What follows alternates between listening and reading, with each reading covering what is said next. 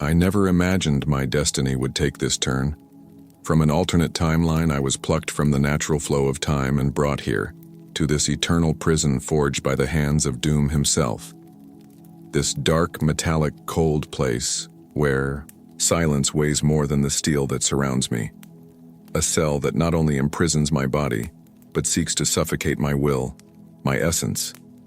But here I am, and here I will remain, at least for now. A prisoner of a future I myself foresaw, an inevitable consequence of my choices. The prison created by Doom is not just a physical prison.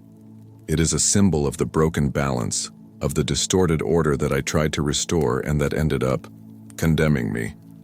Being here in this eternal cell is a cruel paradox. I am a prisoner of the man who should be my ultimate adversary, but also the one responsible for maintaining the balance I have always sought.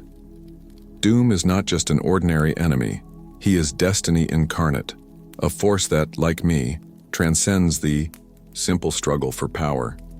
He is a reflection of the future that I knew existed, and that inevitably came to fruition. From the beginning of my quest for the Infinity Stones, I knew that Stark, Tony Stark, had a much larger role to play than he first seemed. Many see him as just a human genius, a flesh and blood hero, but I saw beyond that. I saw the thin line that connected his genius to the shadow he would eventually become. Doom. This fate was not a surprise, but an unyielding certainty, a premonition that shaped every step of my journey. Stark was the key and the lock, the beginning and the end, a crucial piece in the complex game of the multiverse. I knew that the universe was not simply a series of random events, but an intricate web of causes and consequences, a mosaic where every move inevitably generates a reaction. From the first moment I touched the power of the Infinity Stones, I understood that I was not merely assembling artifacts. I was aligning universal forces, setting the board for a checkmate that few could possibly understand. My purpose was clear: to bring balance to a cosmos on the brink of collapse. A balance that goes far beyond the mass destruction, the blind genocide that many accused me of seeking. No, I wasn't the villain in a simplistic story. I was the architect of balance, the one who sees order beyond apparent chaos, who accepts the burden of decisions that no one else would have the courage to make. The journey was not easy, and the price was high. Every jewel I picked was not just power in my hands, but responsibility, a crushing responsibility. Because with every fragment of infinity, I felt the weight of all existence, the clamor of countless lives, the silent scream of entire worlds hanging in balance. And as I walked that fine line between creation and destruction, I watched Stark. I watched the man transform into something greater, and yet darker. He was not just a fallen hero. He was the embodiment of inevitable destiny, the necessary change that the multiverse demanded. Stark had to die for Doom to be born, because only through the death of the old world could a new order emerge. Knew this from the beginning, and my actions reflected that truth.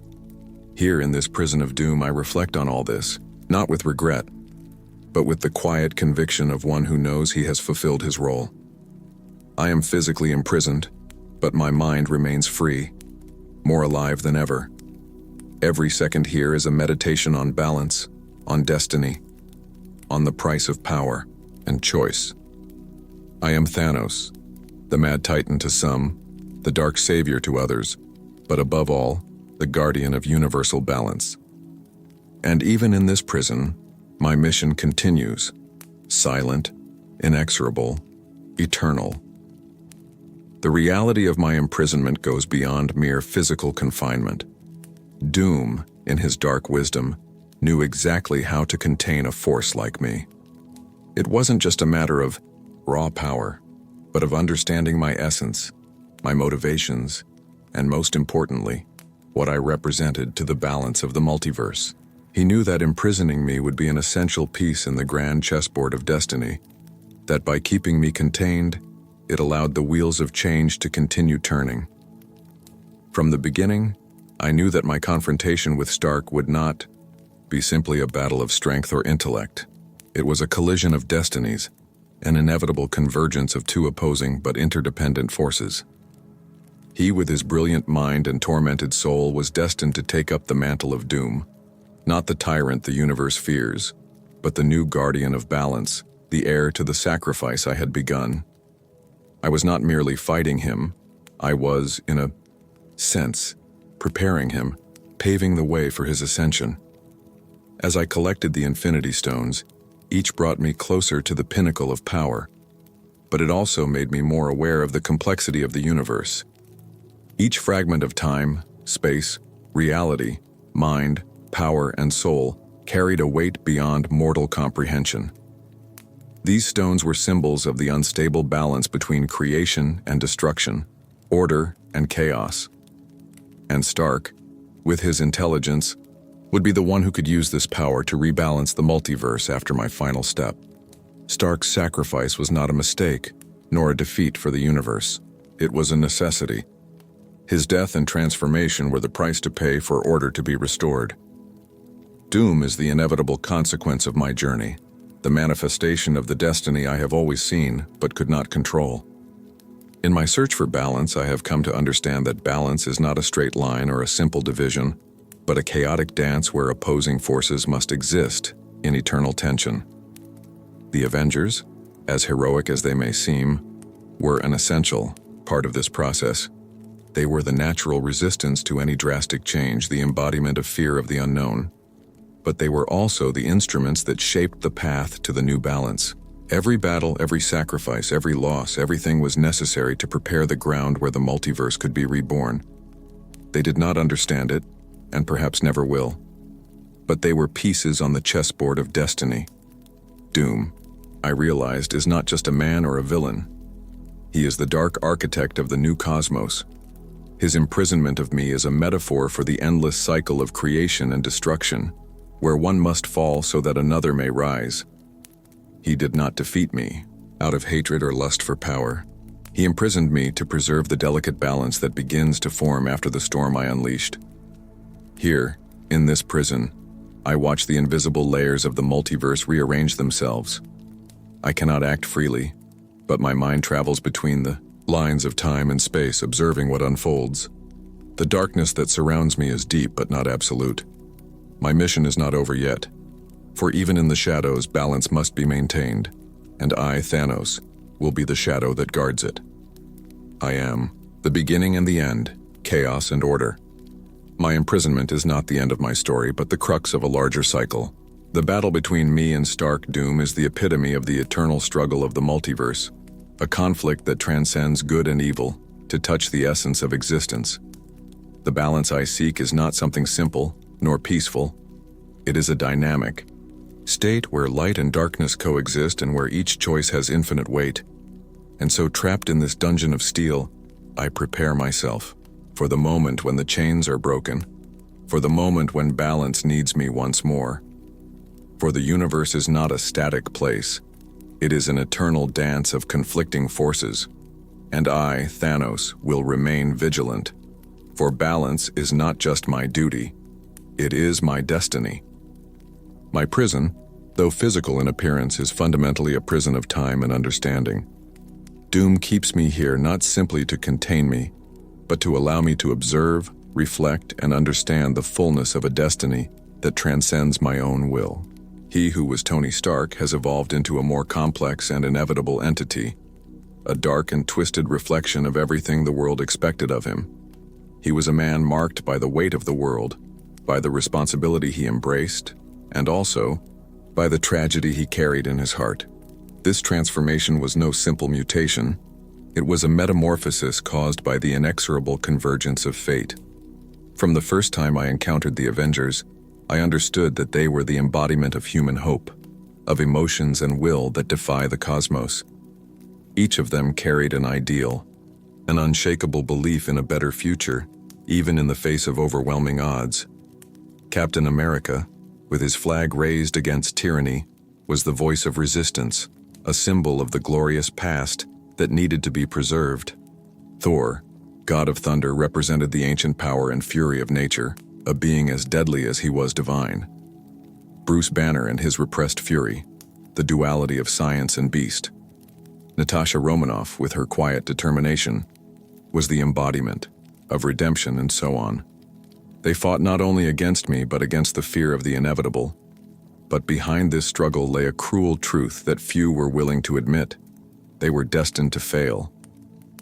Because the universe was a greater entity than any of them, and their victories, however heroic, could not stop the inexorable flow of fate. They could not know, that each of their actions was merely paving the way for the ultimate balance I sought.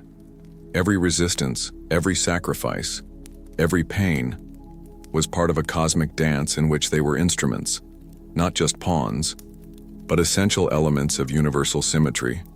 Tony Stark had always been the enigma in this equation.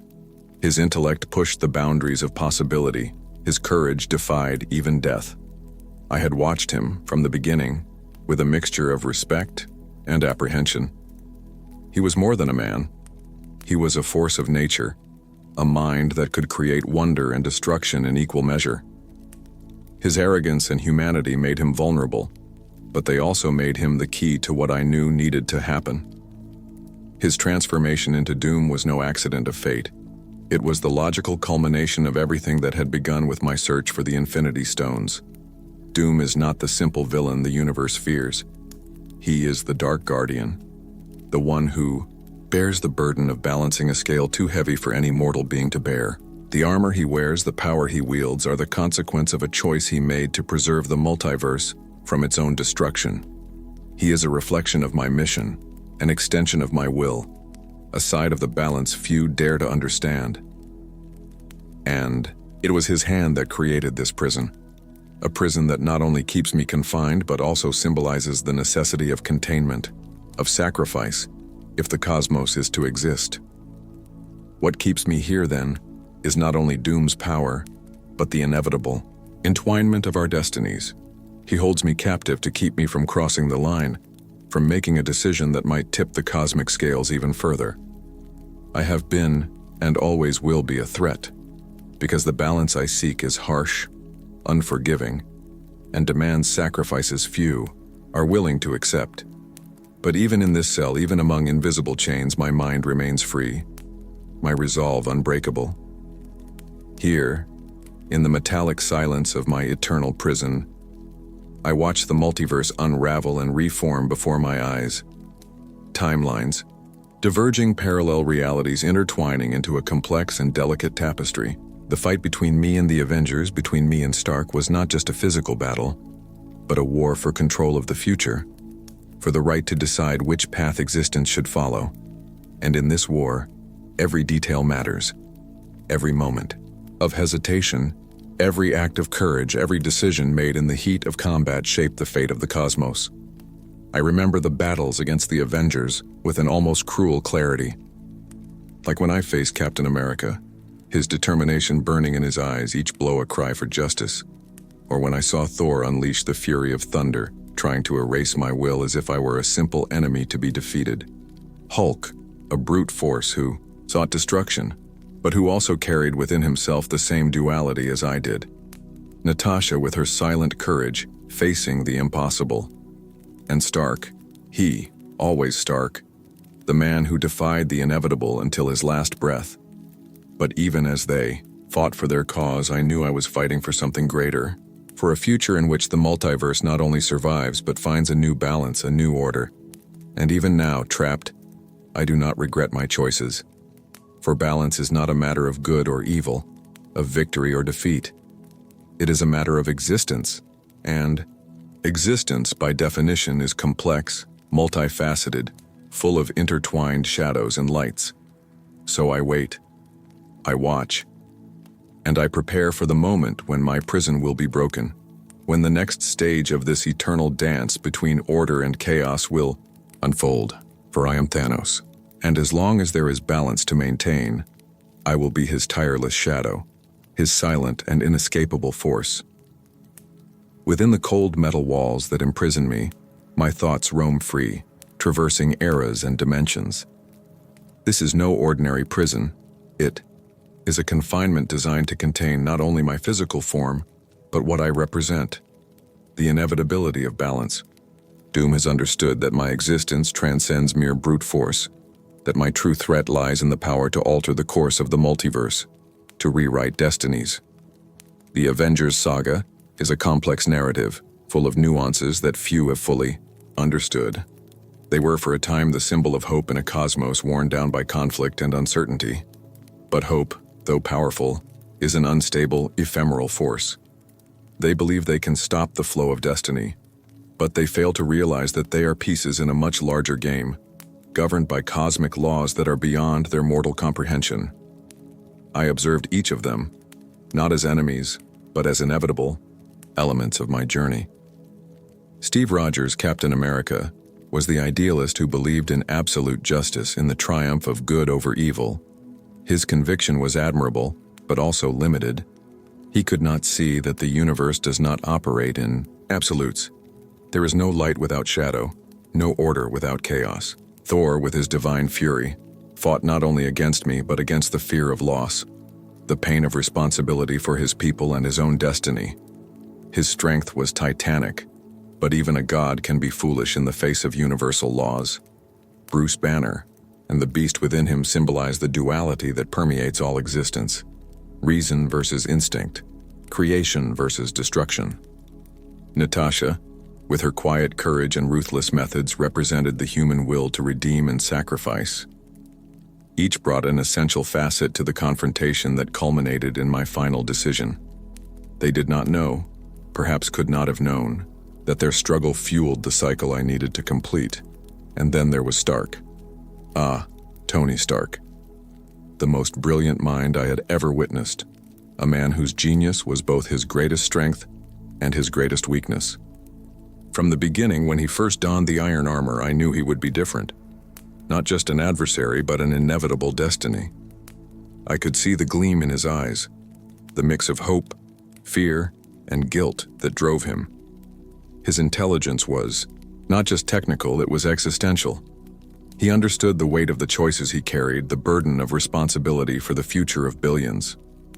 When I began to gather the Infinity Stones, it was not simply to wield absolute power, it was to create an opportunity, a turning point in the fabric of the multiverse. I knew that my ascension would not be the end, but the beginning of a profound transformation. Stark was not merely an obstacle, he was the key to the continued balance. His evolution into Doom was not a betrayal of his heroic legacy, but a necessary ascension to ensure that the universe could reconfigure itself after the chaos I had unleashed. Doom is the face of inevitability, the dark judge who maintains the delicate balance between creation and destruction. Your dominion over the cosmos, your imprisonment for me, are symbols of the need for limits, for containment. I have been, and always will be, a force that challenges the status quo, a storm that tears apart the veil of complacency. Doom is the silence that comes after the storm, the balance restored when the fury dissipates. I remember my battles with the Avengers, as if they were fragments of a turbulent dream. Each encounter was filled with emotion, strategy, and sacrifice. The weight of their responsibility was palpable, not just to save their lives, but to preserve what they believed to be just. And me? I carried the burden of balance, a responsibility few could bear. Because the balance I seek is not comfortable. It is not just in the human sense. It is cruel, unforgiving, absolute. Captain America came face to face with a reality he could not change, that the world was not made for eternal heroes, but for forces in perpetual conflict. Thor grieved the loss of everything he held dear, learning that not even divine wrath can stop destiny. Natasha gave her life to protect a future she might never fully understand.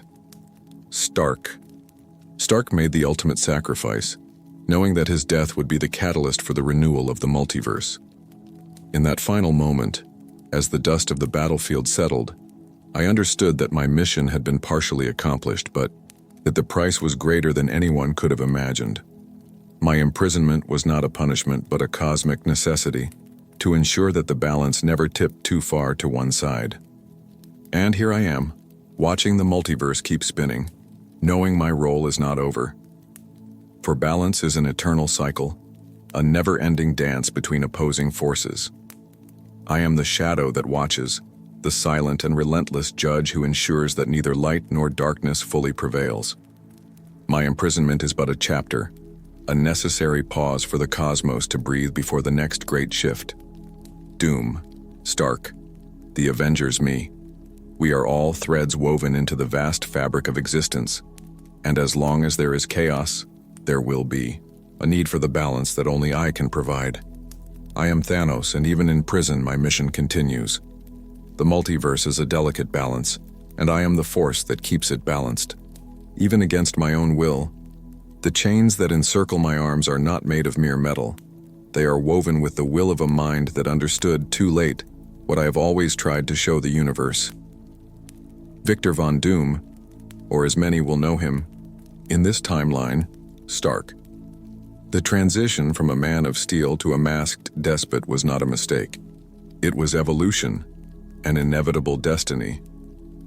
In this timeless cell, where not even sunlight dares to touch me, I hear the echoes of the multiverse. Fragments. Distant echoes of universes dying, planets collapsing under the weight of their own choices, civilizations screaming for salvation that will never come. They are murmurs that only beings like me can understand. Each noise is a confirmation. Balance is still out of reach. Doom believes he has stopped me, that he has defeated me. But the truth is that this prison is just another page in my legacy. He did not destroy me. He simply positioned me where I needed to be so that the next cycle could begin. During the eternity of immobility, I observe. I meditate. I reconstruct each decision. I remember each jewel of infinity, that of the mind, pulsating like a consciousness of its own, that of time, winding like a river without beginning or end, that of the soul, oh, that of the soul, where each sacrifice required a life, a love, a fragment of oneself. When I held the six, I felt the weight of creation in my hands. It wasn't ecstasy, it was pain. It was responsibility. The universe screamed in that instant. Entire planets fell silent. Consciousnesses were extinguished like candles in a cosmic gale. Not for pleasure, not for revenge, but for necessity, for balance. The creatures who call themselves heroes, who faced me with fury and conviction, did not understand. They saw genocide. I saw relief. When the excess is removed, what remains thrives. And in every universe I revisited before my capture, I saw the fruits germinate. Less war, less hunger, less fear. Not for long, it is true, because the nature of life is to grow, to expand, to consume. And that is why balance must be constant, cyclical, renewed. When Doom, Stark, returned, to me it was different. He didn't attack me. He didn't scream like the others. His face was hidden beneath his mask. But his soul burned with something I knew well. Heaviness. The same burden I had carried when I snapped my fingers. He felt it. He lived it. He spoke to me. At length. He said he understood. That he now saw what I saw. But that my approach had been imperfect. Too brutal. He said that balance should come not through cutting, but through control. He thought he could tame chaos. That he could rewrite the code of existence the way a programmer adjusts lines on a terminal.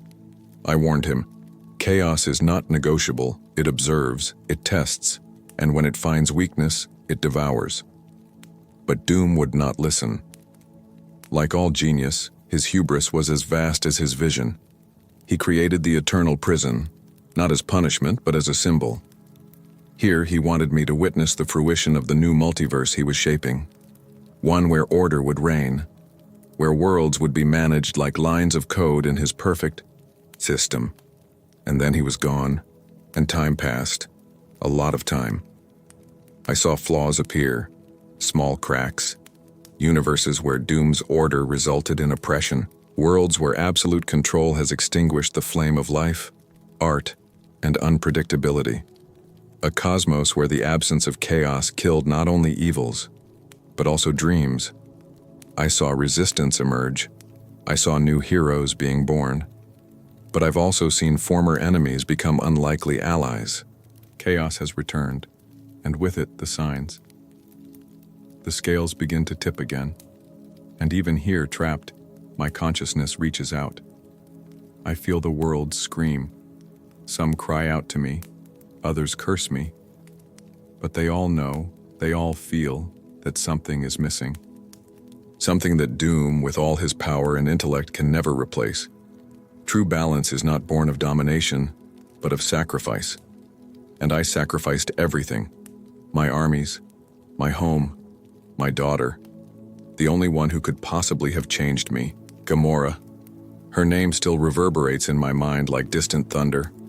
I loved her, but the universe needed me more than I loved her, and that no one will ever understand. Stark. Doom. He did not sacrifice. He manipulated. He absorbed. He subjugated. That is his greatest flaw, his weakness, and it will be his undoing. When the chains break, and they will, I will not return as the power-hungry Titan. I will not return wielding gleaming gauntlets or surrounded by armies. I will return as what I have always been, a force that walks between worlds, that sees the whole where others see fragments. And this time there will be no second chance, not for Stark, not for those who try to deny the fundamental truth of the cosmos. Balance will come, whether you like it or not. There is no night or day here. The eternal prison has no windows, no doors, no floor that actually belongs anywhere. Just infinite layers of suspended reality, each vibrating at a different frequency, as if made from fragments of dead universes stitched together by hands too arrogant to understand what they were touching. Victor. Or Tony. It doesn't matter which name he uses. He calls himself God King now. A title as empty as the soul that sustains it. The cosmic portals he erected to merge entire timelines, the energy beams that manipulate the foundations of creation. These are all the work of a man who tried to take responsibility for the cosmos upon himself, and never quite earned it. Doom did not bleed into the universe. Doom colonized it. But there is a flaw. I saw it. At the edge of the void where my cell folds in on itself, there is a reflection, not of me, but of everything that was and is being. It's like a broken mirror that reveals probabilities, futures that never happened, destinies aborted by small decisions. There, between the cracks, I saw something Doom did not. I saw him, Stephen Strange, the last echo of the true multiverse. Even after his death, even after Doom obliterated him in the great temporal restructuring of the Doom War, Strange's soul endured. Perhaps because, like me, he knew that some truths cannot be destroyed, only postponed. And through one of those cracks in the veil, Strange looked at me. He didn't say anything. He just saw me. And the next second, he disappeared. But that was enough. The prison that Doom created to contain me was based on the constant of time and matter. Each layer of the cell responds to a variant of the multiverse where I was defeated, as if to remind me, eternally, of each failure. A torture built on 1,000 defeats.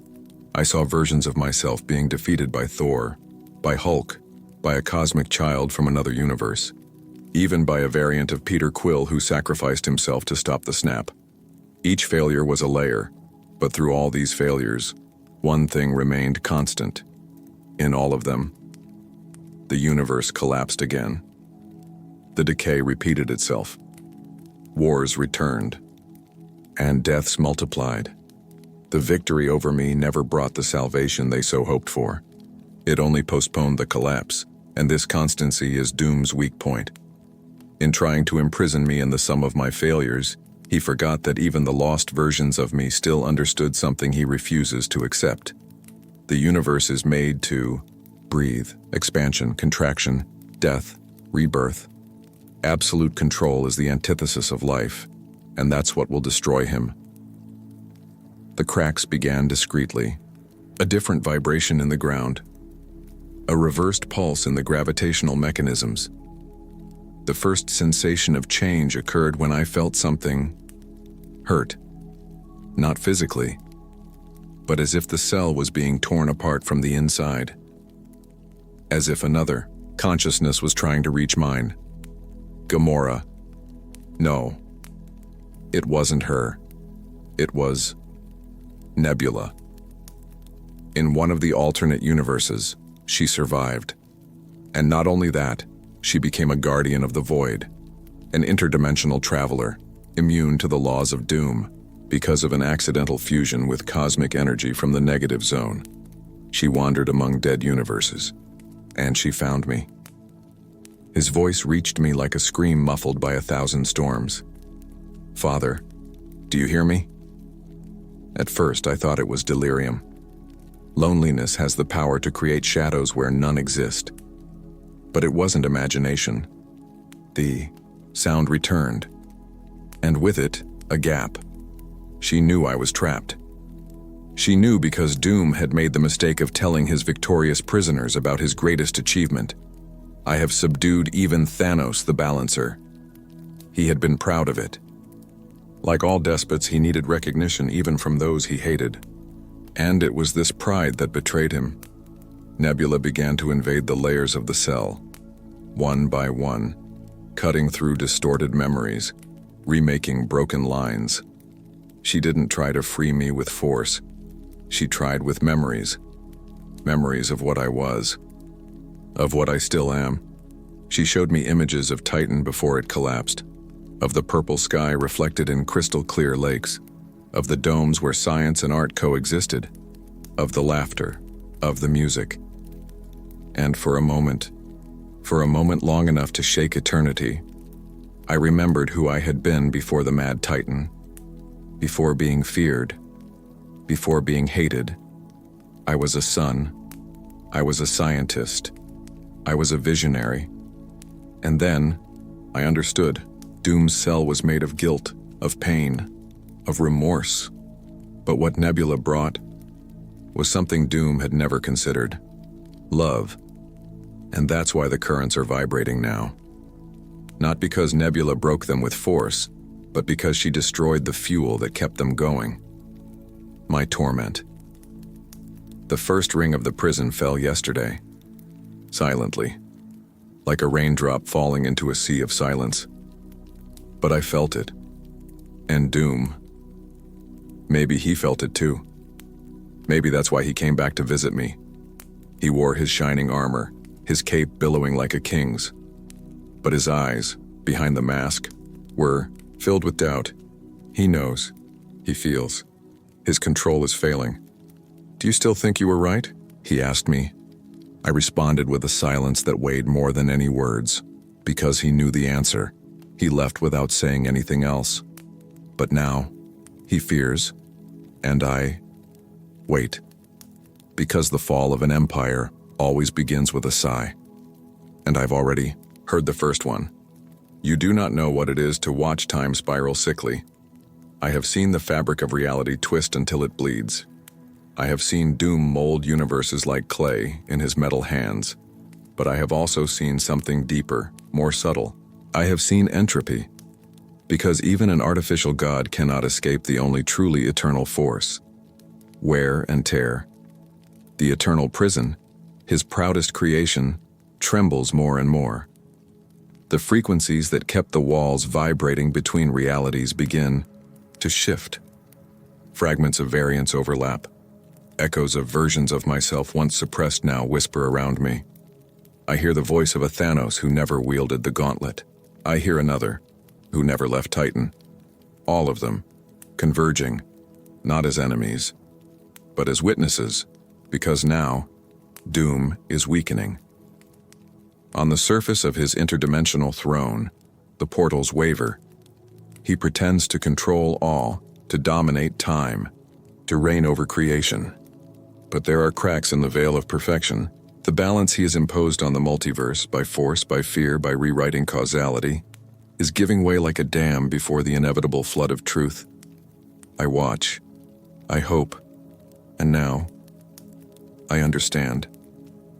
For a long time, I thought that balance was something to be imposed, an equation to be solved by reduction, by eliminating excess.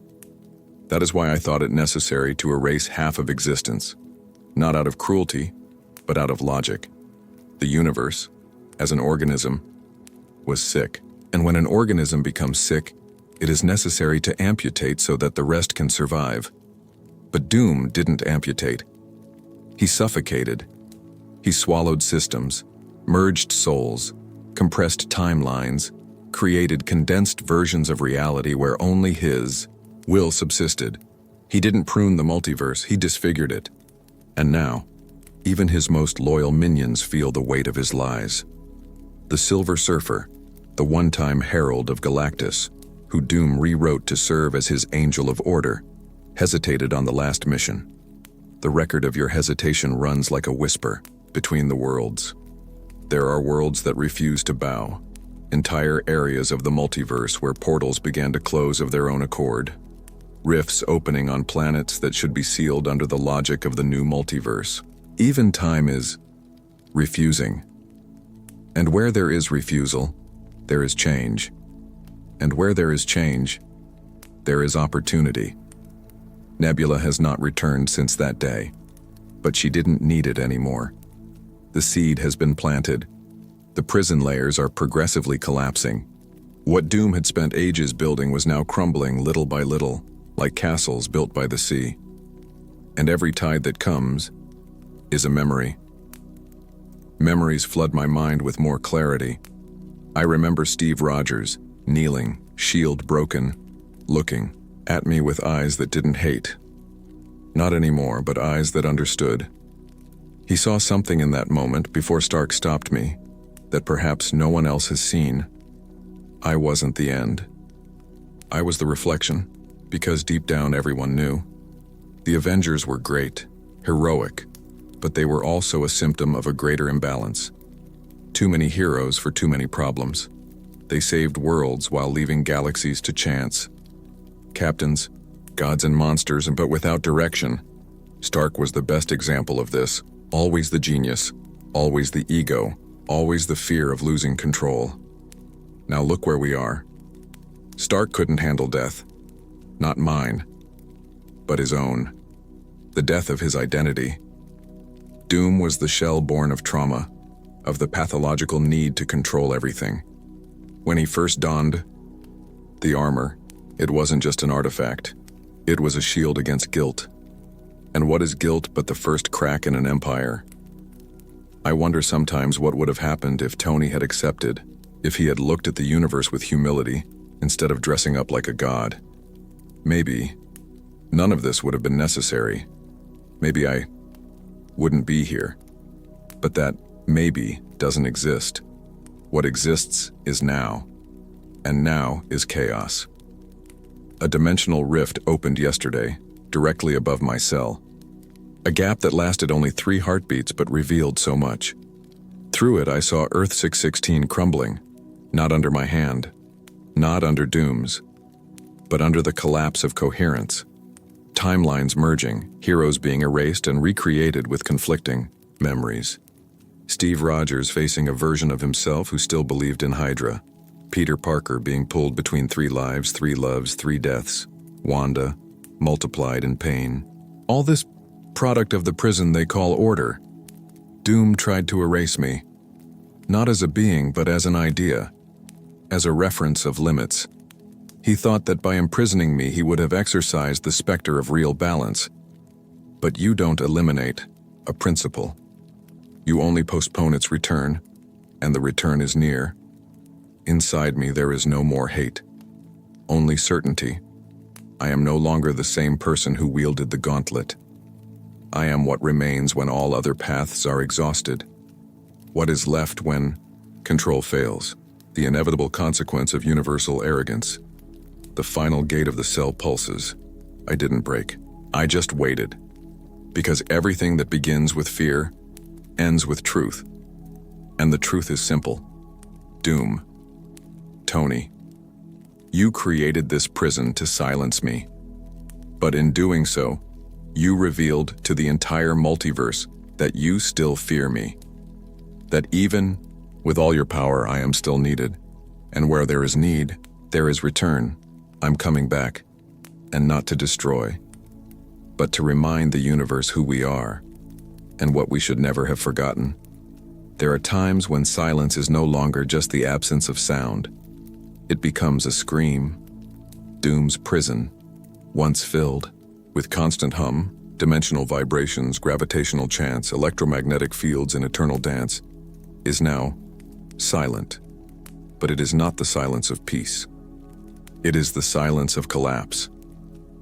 The cell that confined me for countless cycles of time no longer pulses with the force that once defied chaos itself. The walls, once made of divine metal and distorted energy, vibrate like wounded flesh. Every second that passes reveals new cracks not only in the structures, but in the concept of the prison itself. Doom didn't just create grids. He came up with an idea that even entropy could be caged, that even chaos had an owner, but even ideas rot when built on fear. Today a crack opened before me, different from the previous ones. This one was not accidental, it was not a flaw, it was an invitation. The structure gave way with a groan that echoed across the plains. No explosion, no brute force, just surrender. And when I crossed the threshold of the cell, I did not do it in anger, nor in haste. I did it with purpose. My feet touched new ground, which was not ground but echo, a limbo between realities, as if the multiverse was handing me a bridge built by everything that tried to stop me. I walked, and as I walked, I saw the central tower of the eternal prison, where Doom kept his temporal mirrors, began to implode in on itself. Shattered mirrors revealed versions of him trying to control what could no longer be held. One version of him tried to save Reed Richards from a quantum collapse. Another, wearing black armor, wept over his mother's body. In all of them, the same pattern was seen: the mask falling, the illusion ending. He was losing, and it wasn't me who defeated him. It was the very weight of his ambition. When I reached the prison core, the Guardians programmed to stop me were there. Remnants of an army of merged entities, fragments of Reapers, reconstructed units of corrupted visions, and even a fragment of a looped Galactus. They stood between me and the path, but they did not attack. They hesitated, because even programs know how to recognize the moment when the command no longer makes sense. I raised my hand, not to destroy, but to free. One by one, these beings looked at me, and they didn't see an enemy. They saw the end of the cycle of lies, and they walked away. One more step. Before me, the final barrier, the Eye of Eternity, an artifact held by Doom, capable of rewriting cosmic memories. He used it to reconfigure events, erasing timelines that did not serve his logic. With it, he erased billions of versions of the Avengers, entire realities where he was not sovereign. But now the eye was blind, because memory and truth are different things. The truth cannot be erased. I approached the artifact. It tried to probe me, to read my story. But what it found was an abyss, a space where ideas converged with pain and decision. And as it tried to understand, it shattered. The device imploded, not violently, but with relief, as if its function had finally come to an end. It was at that moment that I felt it. For the first time in countless ages, the multiverse breathed, as if he's been in apnea since the rise of Doom. And now, with the prison collapsing, he was breathing again. I was free, but it wasn't just freedom. It was calling.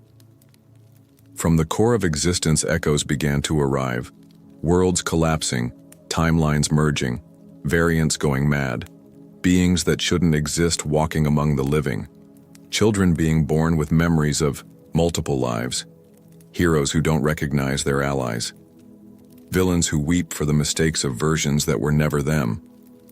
The multiverse was screaming for balance. And now, he reminded me, not as a monster, but as a symptom, because the truth, the one Doom tried to bury beneath layers of domination, is this: The universe doesn't fear Thanos because of his strength. It fears him because when all else fails, Thanos is inevitable. I am not the end. I am the answer.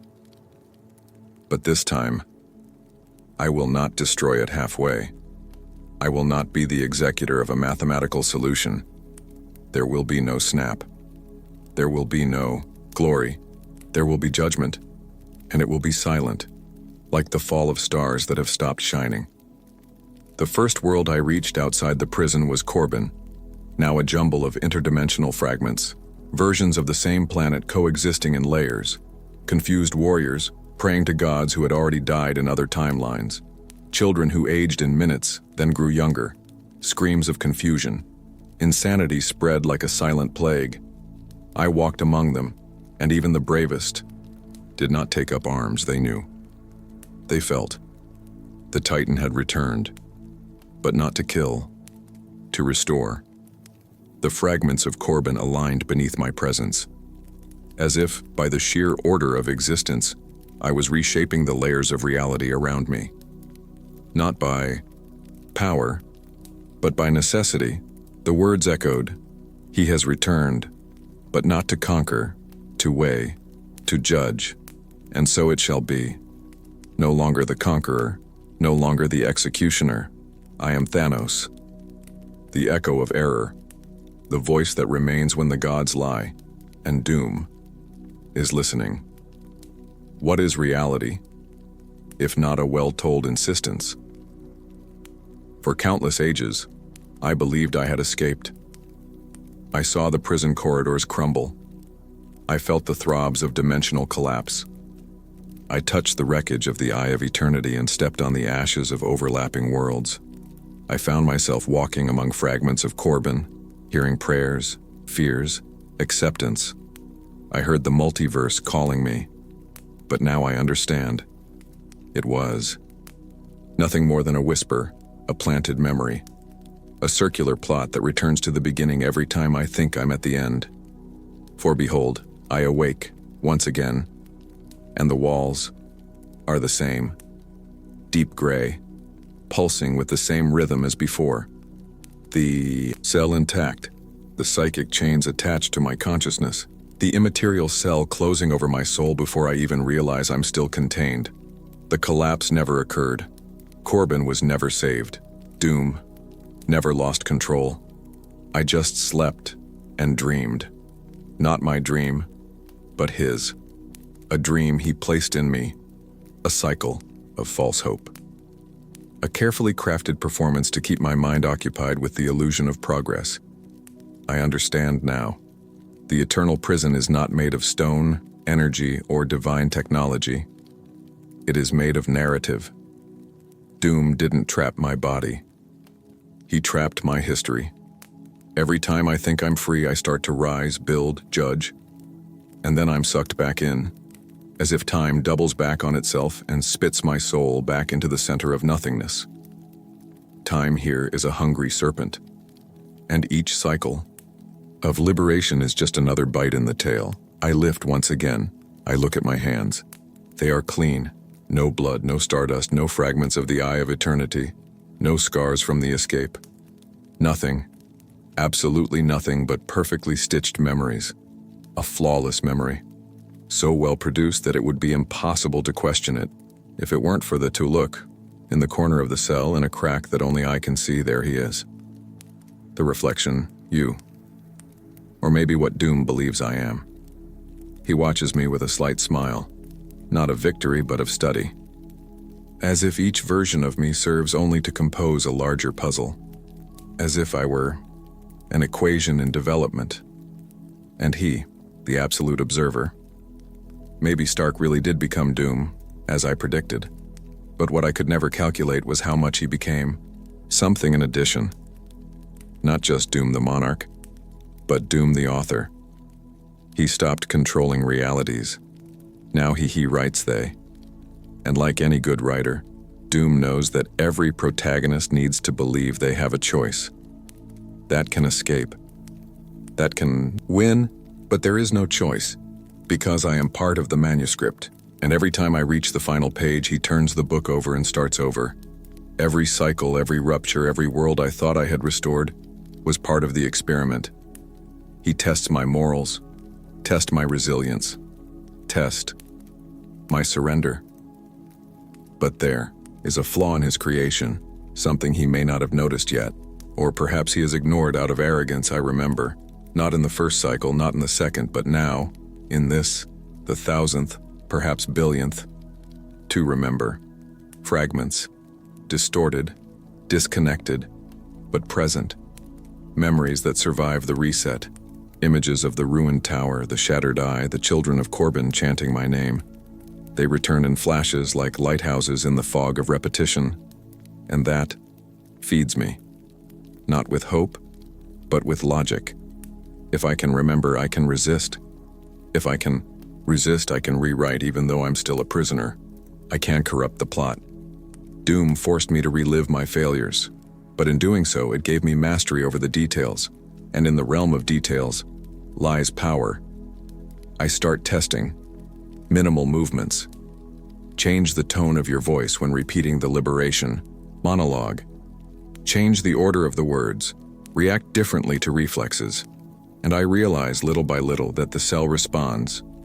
Trem. Vibrate. As if part of it was fueled by predictability. And by breaking the pattern, I hit the prison. Yes, I'm still here stuck, but now I know where I am. I know this is the theater of doom. And worse for him, an actor who becomes aware that he is acting is a danger to the author.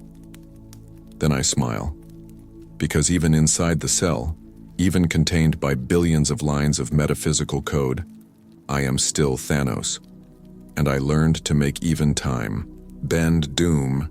You might have written this stage, but when the curtain falls, and it will fall, you will be the one who finds yourself performing in front of an audience that already knows the ending.